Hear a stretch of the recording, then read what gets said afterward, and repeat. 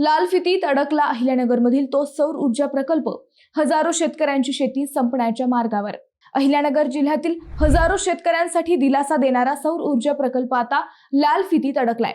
मंडळी, कर्जत वीज उपकेंद्र अंतर्गत येणाऱ्या कापरेवाडी, शिंदेवाडी, कोरेगाव, भैरोबावाडी, धांडेवाडी, भांडेवाडी, जोगेश्वरवाडी, बर्गेवाडी आणि पठारवाडी या गावातील जवळपास 10,000 कृषी पंपधारक शेतकरी सध्या अपुऱ्या वीज पुरवठ्यामुळे मोठ्या अडचणीत आहेत.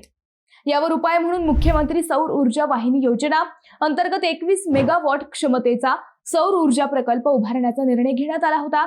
महाजनको या शासकीय संस्थेला हे काम देण्यात आलं आणि 2 वर्षांपूर्वीच वर्क ऑर्डरही दिली गेली. पण धक्कादायक बाब म्हणजे 18 महिन्यात पूर्ण होणारा हा प्रकल्प अजून सुरूही झालेला नाही. कापरेवाडी येथे जागा उपलब्ध असतानाही महावितरण आणि वनविभागाकडून आवश्यक परवानग्या मिळण्यात होत असलेल्या विलंबामुळे हा प्रकल्प पूर्णपणे रखडला आहे. याचा थेट फटका शेतकऱ्यांना बसत आहे. पुरेशा दाबाने आणि योग्य वेळेत वीज मिळत नसल्याने शेतीसाठी पाणी पुरवठा आणि पिकांचे व्यवस्थापन पूर्णपणे विस्कळीत झाले आहे. दरम्यान स्थानिक शेतकऱ्यांमध्ये नाराजी वाढत असून प्रशासनाने तातडीने निर्णय घेतला नाही तर आंदोलन छेडण्याचा इशाराही देण्यात आला आहे.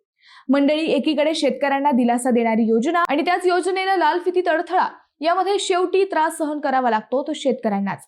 मंडळी, शासनाच्या या उदासीन धोरणाबाबत तुमचे मत काय? कमेंट करा.